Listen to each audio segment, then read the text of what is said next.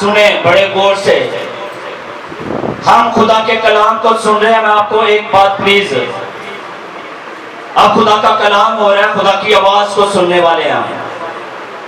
और इस आवाज को सुनने के लिए मैंने आपको पहले भी, जैसे मैंने प्रेयर में कहा है कि मूसा को पहाड़, बड़ा बुजुर्ग शख्स जिसको सिर्फ आवाज सुनने के लिए पहाड़ों पे जाना पड़ता था, और वो भी 40 दिन का एक रोजा रख के हमें बड़े बआसानी इस आवाज को सुनने को मिल रही है। प्लीज साकिन हो जाएं जब खुदा की आवाज आप तक पहुंच रही हो।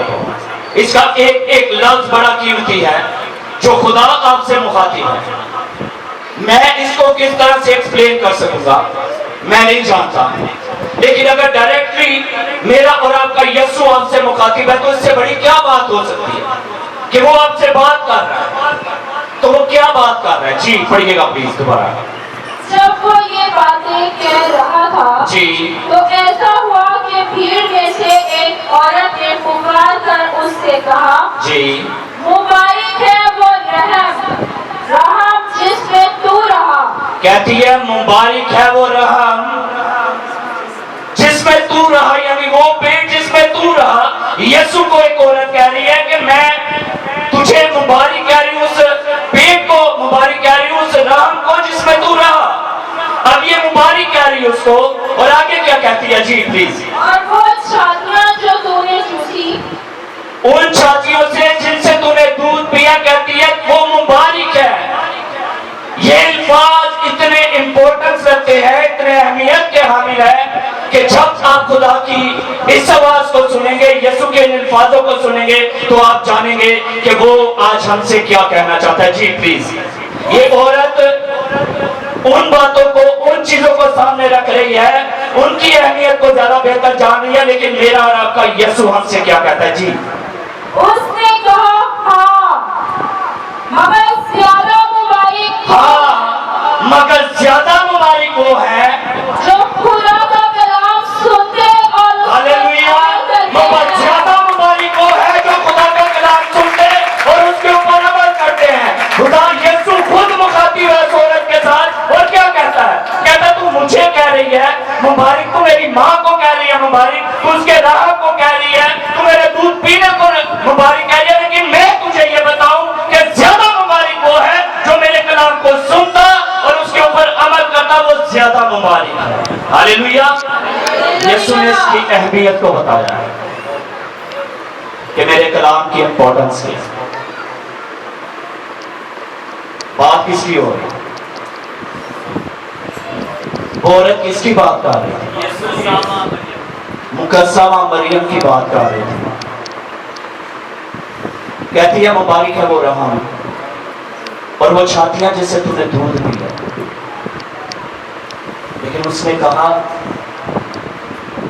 उससे भी ज्यादा मुबारक वो है जो मेरे कलाम को सुनता और उसके ऊपर अमल करता। यीशु एक जगह पे बैठे हुए थे भीड़ में और अपने शागिर्दों के साथ, और एक बहुत बड़ी भीड़ थी।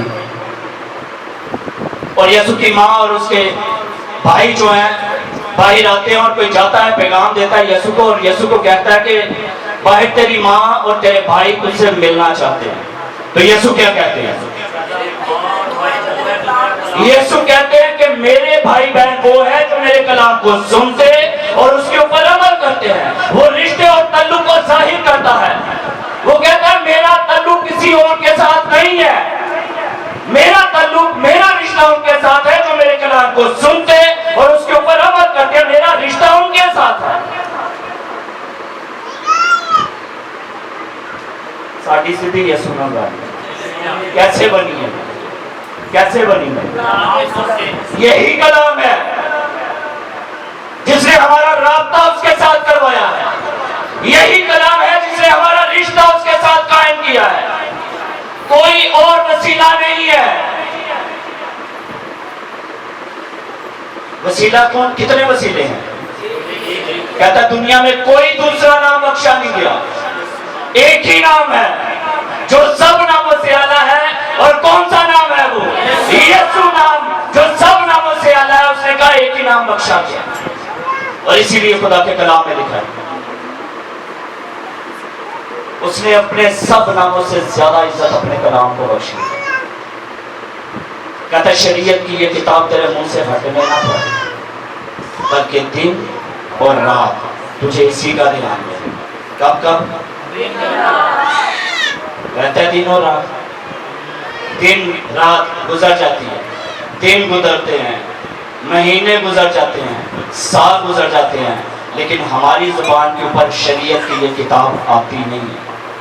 जानते हैं मुश्किलें क्यों हैं, परेशानियां, दुख, तंगी, तकलीफें क्यों हैं? क्योंकि हमारी जुबान के ऊपर शरीयत की ये किताब नहीं है। हम नहीं भरे हुए इस कलाम से, हम खाली हैं इससे। कोई भी शख्स अगर खुदा के कलाम को डेली रूटीन में नहीं पढ़ता और वो कहे मैं रूह और मसा से भरा हुआ हूं, तो वो झूठ बोलता है। हम उसके कलाम के वसीला के बगैर, उसके कलाम के बगैर कुछ नहीं है। आपके बंदरों के अंदर अगर कोई कुव्वत या ताकत काम करेगी तो उसका कलाम करेगा।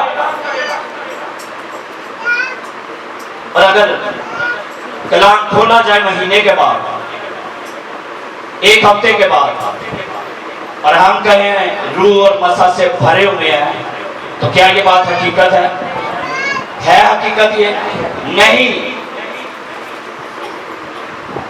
क्योंकि इसी कलाम में कुव्वत और ताकत है। आपके बंदरों के अंदर कोई अगर कुव्वत काम कर सकती है तो वो खुदा का कलाम है। यीशु के सामने जब इब्लीस आया तो यीशु ने कैसे मुकाबला किया उससे? उसने कहा लिखा है। हर बात में जब इब्लीस ने आजमाने की कोशिश किया तो उसने कहा लिखा है। क्यों? ताकि ये एग्जाम्पल हमारे सामने आ सके कि यीशु हमें ये बताना चाहता है कि मेरे कलाम की अहमियत ये है। अगर ये तुम्हारे अंदर है तो हर इब्लीस की कुव्वत और तासीर जो है वो तुम्हारे आगे खड़ी नहीं रह सकती, अगर अंदर है। लेकिन आज कितना खुदा के कलाम को